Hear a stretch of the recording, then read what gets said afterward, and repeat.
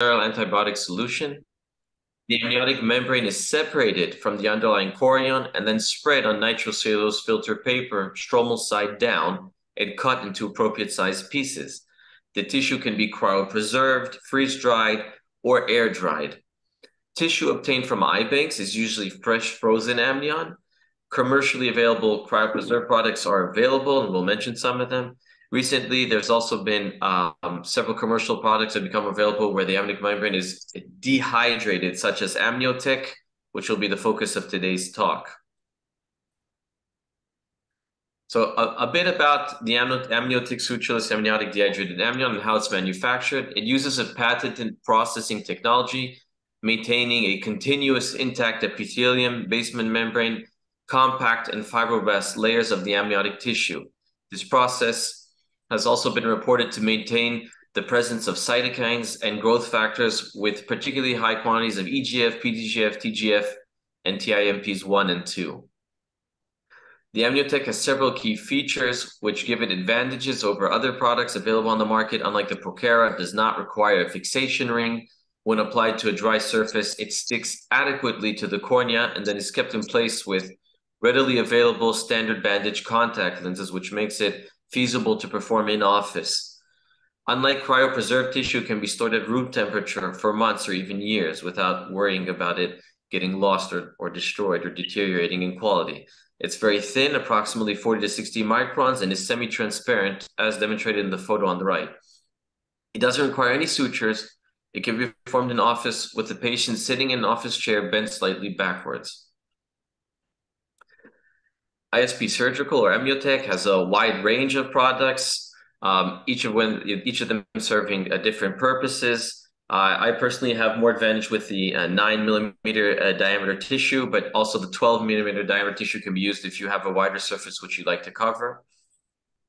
We recently published in the AJO and shared some of the experience we had at the University of Toronto with dehydrated amniotic tissue. We looked at the outcomes of sutureless dehydrated amniotic membrane for persistent epithelial defects and included 9 eyes of 8 patients with an average age of 55 years, ranging 38 to 73 years. Mean follow-up time was 3 months to approximately 1 year. In all cases, the amnion was absorbed within approximately 2 weeks. Resolution of the epithelial defect was achieved in 90% of patients. Time to epithelial defect resolution from the placement of the amnion was approximately 18 days, which was significantly less than the duration of the defect prior to placing the amnion. The one case that did not resolve following amnion is currently awaiting limbal stem cell transplantation.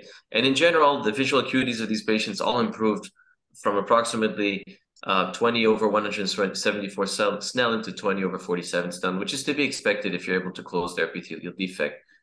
Now, this is a case of a young female with a persistent epithelial defect due to a damaged ocular surface following Stevens-Johnson syndrome.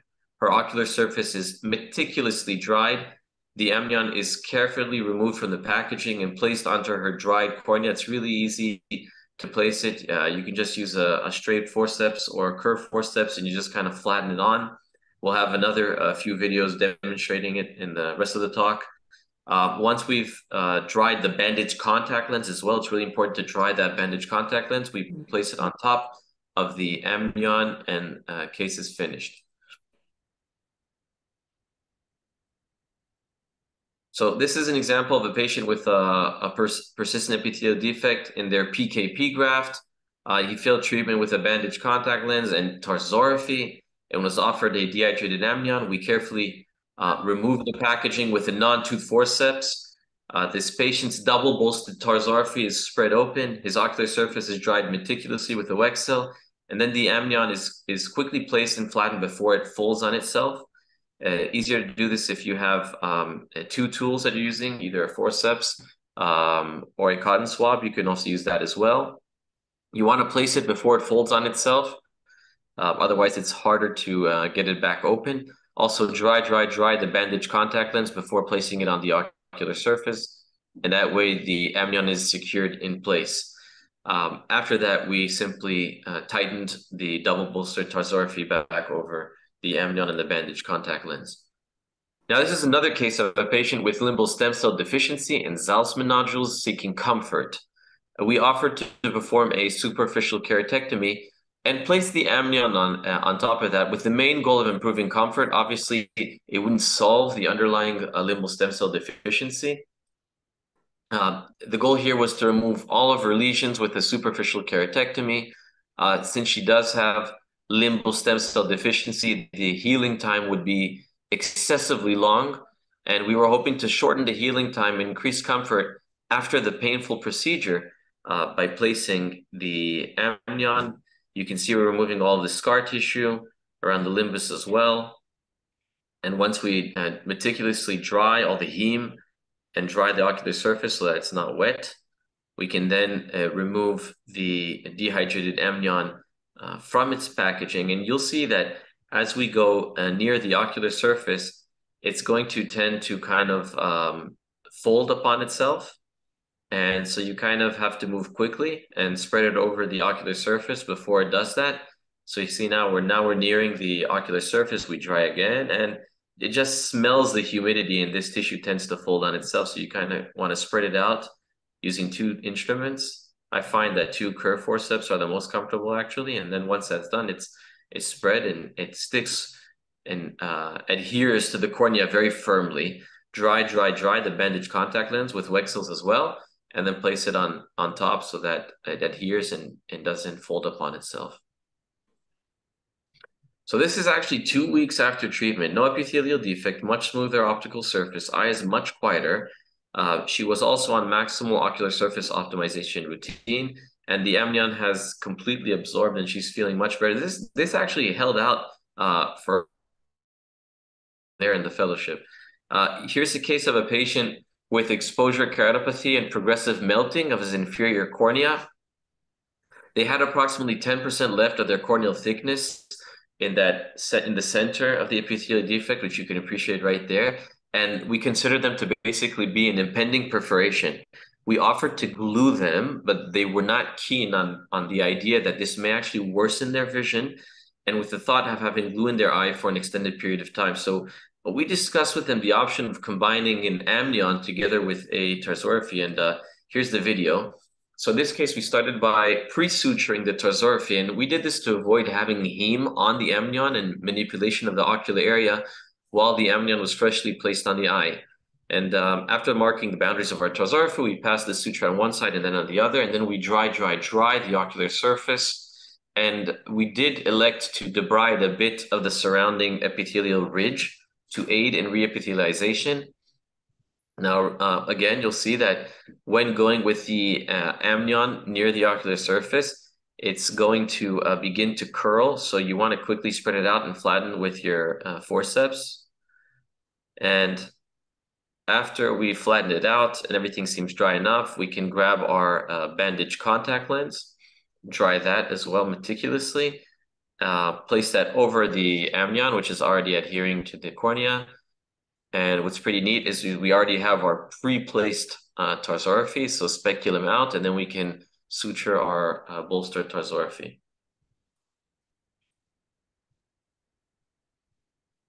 So this is 2 weeks following treatment. The amnion has completely absorbed. This is the before picture on the left, your after on the right. The epithelial defect has resolved. The thickness has increased from 10% to approximately 40–50% in that area. Here's yet another case we recently performed where a patient with Zalzman nodules secondary to EBMD underwent a superficial keratectomy combined with amnion and bandage contact lens at the end of the procedure. Following a routine, careful superficial keratectomy, the ocular surface is meticulously dried with several Wexels and amnion is placed. Again, I'm going to keep on emphasizing how it wants to kind of scroll on itself when it's exposed to humidity. So as you near the ocular surface, you kind of want to move quickly and spread it using two tools. It's then left in place dry for a couple of minutes, and we use this time to dry the bandage contact lens that's going to be placed on top of the amnion. So in terms of expanding indications for dehydrated amnion, we've started to use dehydrated amnion prophylactically, so to speak, for specific indications. For instance, we've had 2 cases of patients with neurotrophic keratopathy and secondary band keratopathy. And in those cases, following a superficial keratectomy combined with EDTA, we applied the AMNION at the end of the cases to improve rejuvenization of the epithelium. Now, these tend to be very slow healers. And in both cases, following absorption of the AMNION, within 2-3 weeks, there was no epithelial defect. In addition, we had 2 cases of patients with bullous keratopathy and blind eyes with no visual potential referred for recalcitrant pain. In these cases, we can offer patients epithelial debridement, anterior stromal puncture, combined with a diamond dust burr to try to intentionally cause scarring of the interior stroma. This is followed by placement of the AMNION to improve epithelialization.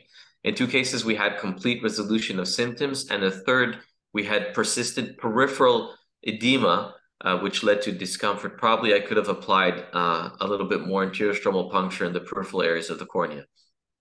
Finally, we've used this prophylactically in 2 cases of patients undergoing epithelial debridement for recurrent corneal erosions. The reason being is that there were concerns about their healing due to background insulin-dependent diabetes.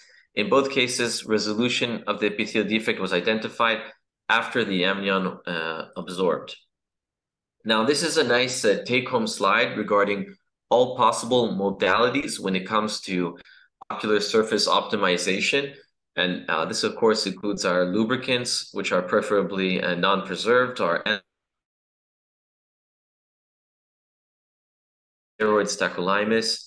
We obviously cyclins and the azithromycins, nutritional support, our omega-3s, our blood-based products, autolactic platelet rich plasma, amniotic fluid extract, our lid margin disease management, which is constantly expanding.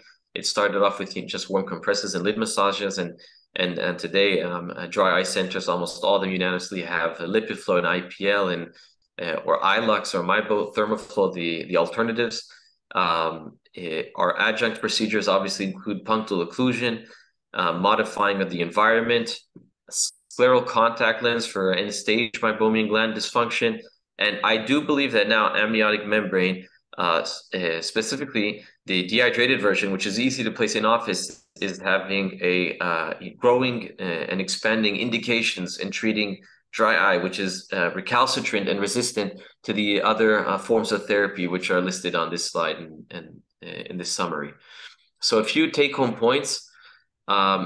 When you do have a persistent defect, you kind of want to use this dehydrated amnion earlier rather than later to avoid scarring for these cases with these neurotrophic corneas, with these defects which aren't closing. It's a quick procedure that doesn't require any sutures. The lack of necessity of sutures means less follow-up visits for the patient, which seems like a huge advantage, especially in the COVID and post-COVID era.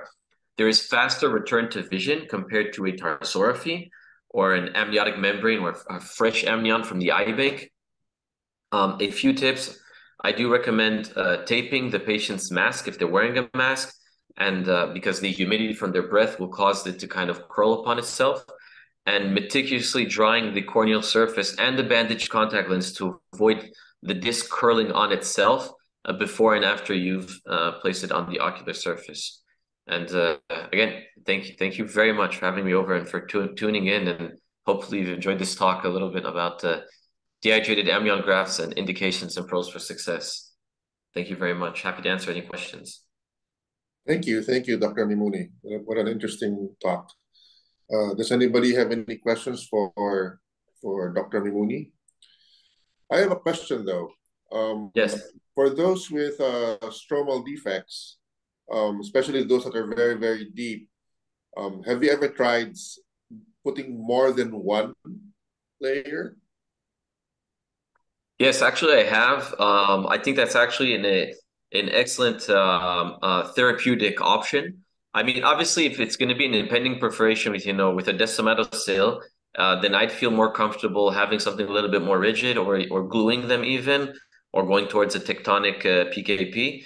But definitely if it's, let's say it's like you get like these, sometimes have these notches, like these, like you're saying, like 30 to 40% thinning, then you can definitely layer some amnion in there. And I think that's an excellent solution.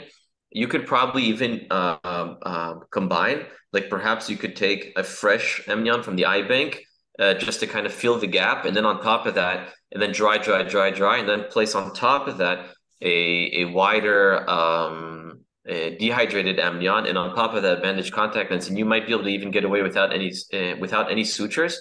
I've sometimes actually sutured fresh amnion into the cornea layered to do that. You could probably combine the different technologies to get away with that. So So yes, I do. what would be the advantage of combining it then? If I were to suture fresh amnion in the first place, why would I put the dehydrated version on top of that?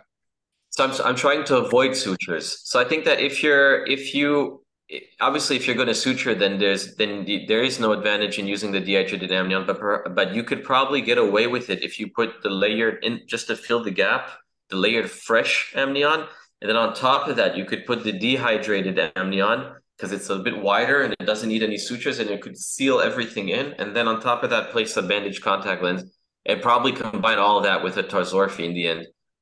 Just to lessen the chances of everything flying out of the eye, and also just because we know the strength of these procedures combined with the tarsorrhaphy is synergistic. Thank you. Are there any other questions for Dr. Mimouni? There's a question from Dr. Limbon Chong, sir, from the chat box. So he said, thank you for your talk. Do you have any tips of using dehydrated amnion in pterygium surgery in place of conjunctival autograft?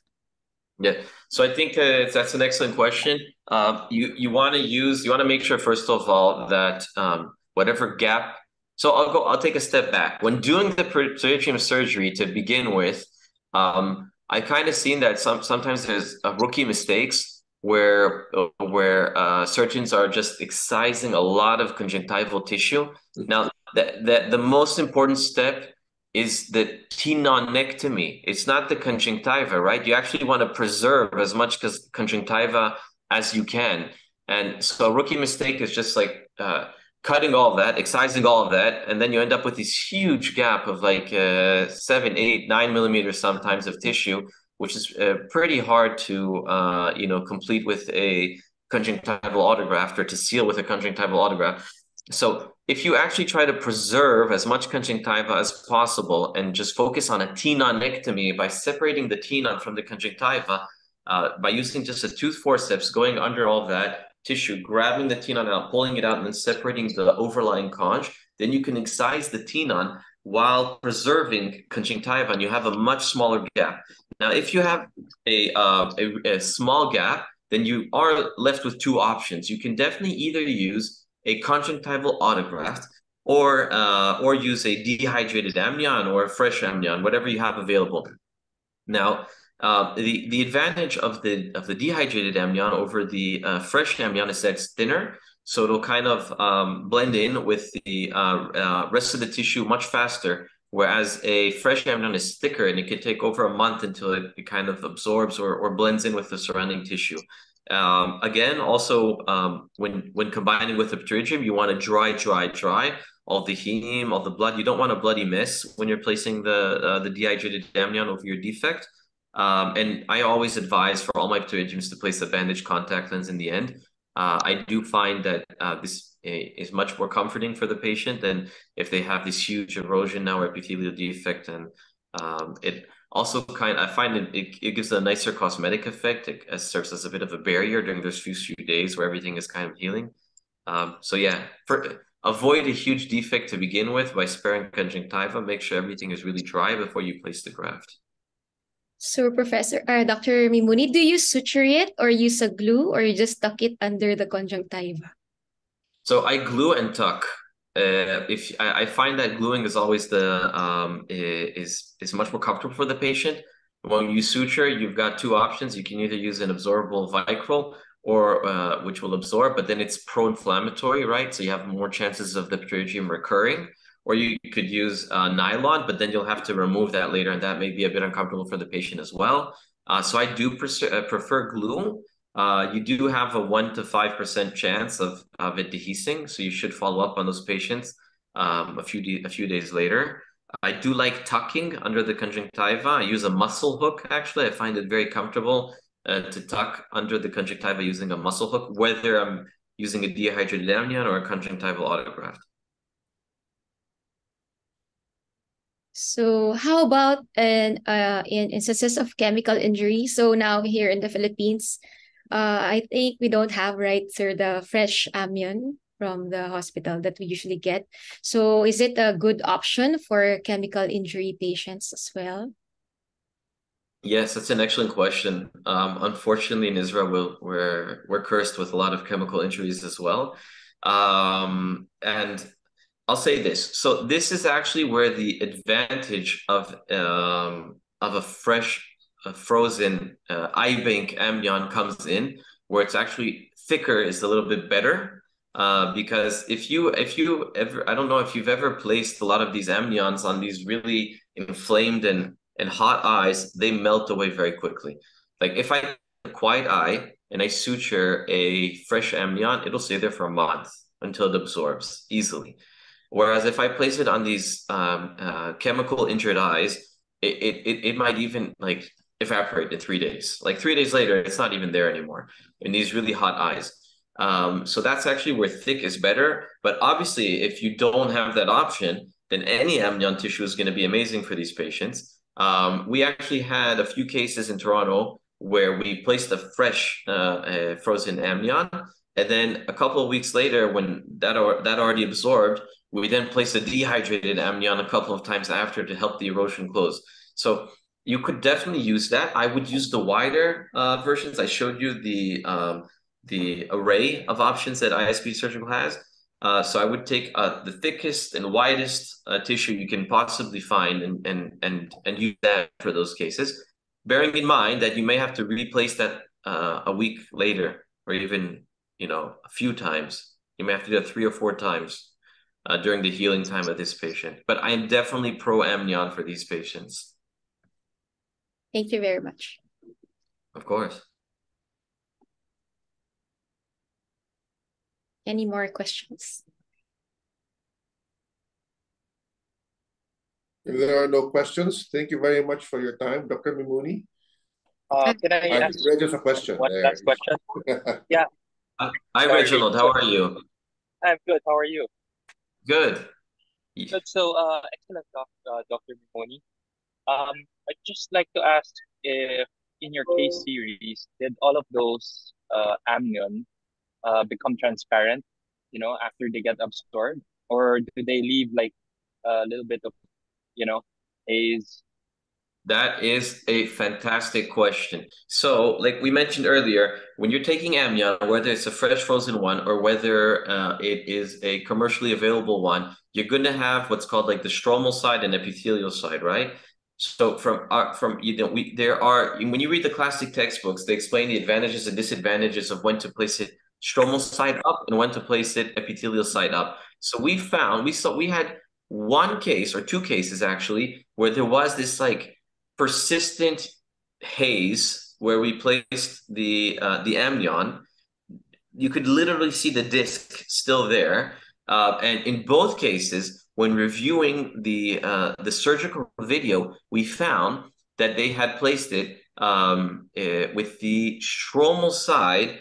They placed it the wrong way, basically, right? So which is stromal side, stroma facing stroma. Because when you have stroma facing stroma, you're more likely to have haze. So that's what happened in both cases. So it's really important with the amniotic, right? You have the 2 arms, and that kind of helps you. That helps you know that you're in the correct orientation. So you want to really make sure that you're placing it in the right orientation, and that is very likely to aid it in absorbing correctly without the haze. So we found in both cases that it was inverse orientation, which was what caused the haze.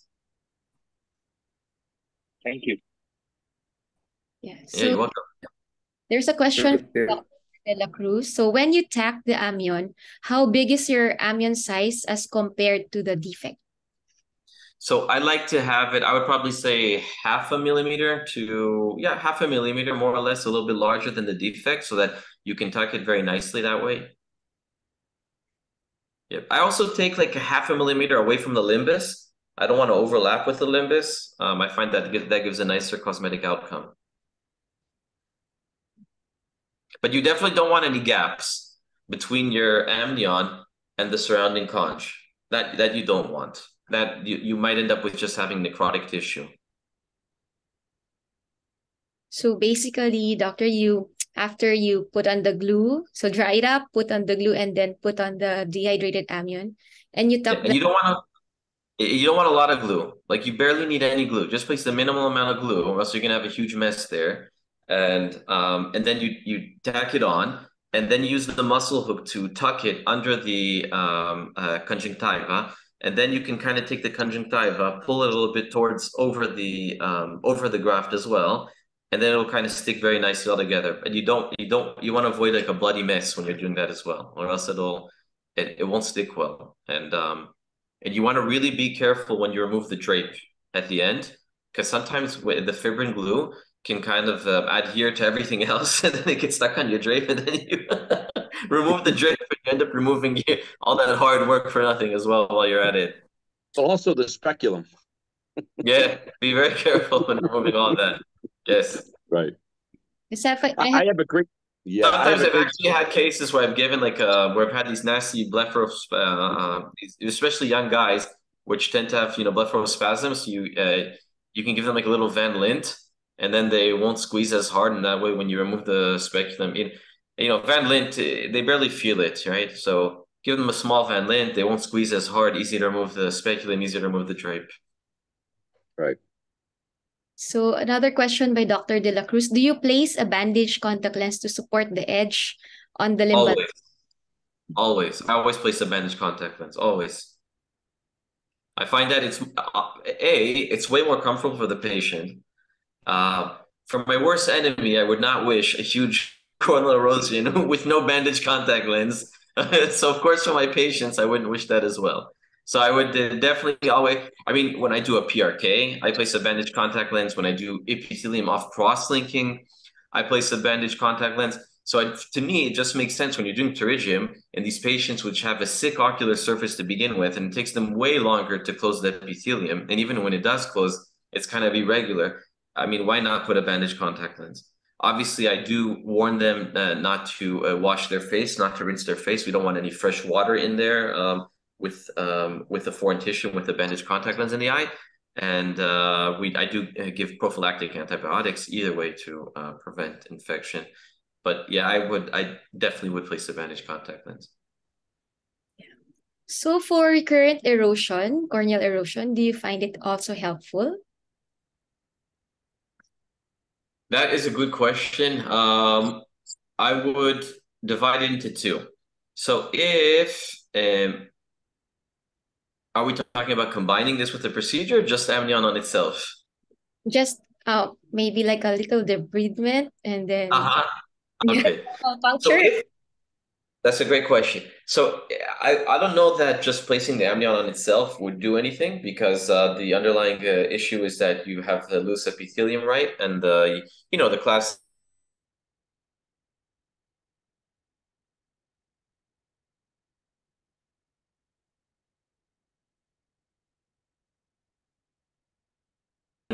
And so these patients have loose epithelium. So I'm not sure that just placing an amniotic membrane on itself would help them.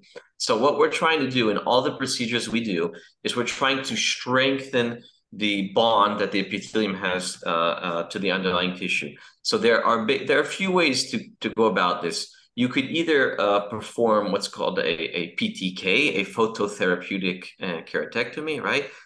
So basically, you're just taking your same excimer blazer, which you're using for your PRK, and you're giving and you're ablating into a certain depth. There's different ways to do this. Some people do 50 microns or 60 microns. Some will remove the epithelium with alcohol and then do 10 microns or 10 to 15 microns of PTK. Each person has their own modality of which they choose to do this. I personally prefer, and this is based on a study we published in Toronto. We actually compared anterior stromal puncture versus superficial keratectomy with a diamond dust burr versus PTK, and we found that the procedure that had the least recurrence rate, the less amount of recurrence rate, was PTK. So I do prefer doing an alcohol debridement of the epithelium, and then I do a 10 to 15 micron PTK. So that's my personal preference for recurrent corneal erosions. Now comes the second part. Are these slow healers? If they have a diabetes or a nasty ocular surface, or have had a history of slowly healing erosion when they did have recurrent erosion, then you ask yourself, is just placing a bandaged contact lens going to be enough? Or do I want to help them heal faster and place a dehydrated amnion together with a bandaged contact lens? And I think that makes sense if you have a potential slow healer in front of you. Thank you. Thank you very much. Of course. Sorry, can I ask also, ma'am? Yes, of course. Hi, Joan. Hi, Michael. How are you? How are you? I wanted to ask, like, how long do you keep the bandage contact lens on? I'm good, by the way. How long do I keep the bandage contact lens after which procedure?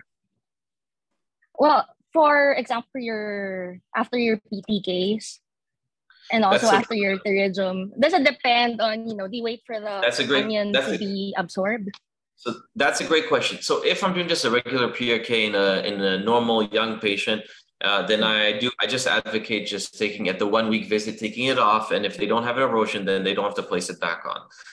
So that's one extreme. My other extreme is if I have a patient with these nasty recurrent corneal erosions, which I've done a PTK for, then I will usually actually keep it on for a few weeks. Because although the erosion has healed, we do know that it does take the epithelium time to kind of reorganize itself. So I'll actually keep it on for maybe 3 to even 4 weeks sometimes.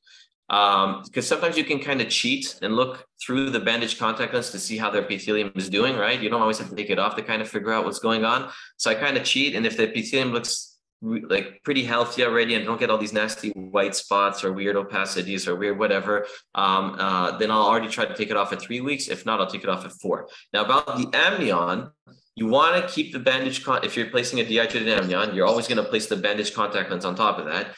You want to wait until the amnion is absorbed. And you'll see this. You can just see through the bandage contact lens. You'll see if the amnion is there. It'll usually absorb within 2 weeks without any issues. All right. Thank you. I think there are no more questions, Dr. Dwalan, on the chat. So with that, thank you very much, Dr. Mimouni. Thank you. What a great lecture and a great question and answer portion. We really had a lot of questions for this product, and that obviously sort of means that we are very interested in what's to come after. So we'd like to thank you on behalf of the Philippine Cornea Society. Thank you very much for your interesting talk.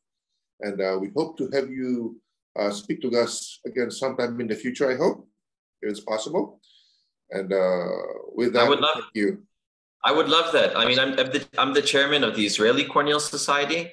It's a huge honor for the Philippine Cornea Society to have me over. Your questions were just spot on. And if you see me going like this and thinking for a moment, it means it was an excellent question. So I really appreciate all the questions and input and for having me over. Okay, and so with that, we'll now call on Mr. Ed Dumasig to give us some finishing remarks from our generous sponsors. Thank you. And thank you very much, Jay. Thank you very much for this evening as well.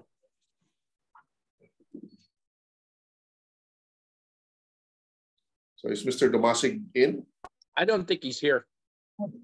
Oh, then. Yeah, so we can wrap it up. Thank you very much. Thank you, Dr. Mike. Thank you, Philippine Cornea Society. I really appreciate your time, especially Dr. Charlene. She spent a lot of time organizing this, and Dr. Santos really kicked it off months ago with me, and he gave me the proper direction. So I want to thank you all very much, and we'll be in touch with you to hear about the actual technology. Dr. Micael touched on the fact that we've expanded the line. We have 3 or 4 different versions that the Philippines has never even seen in terms of the discs and thicknesses and sizes and stuff. So we'll be excited to make sure that we come around and see you all. Thank you very much. Thank you. Thank you. Okay, bye-bye.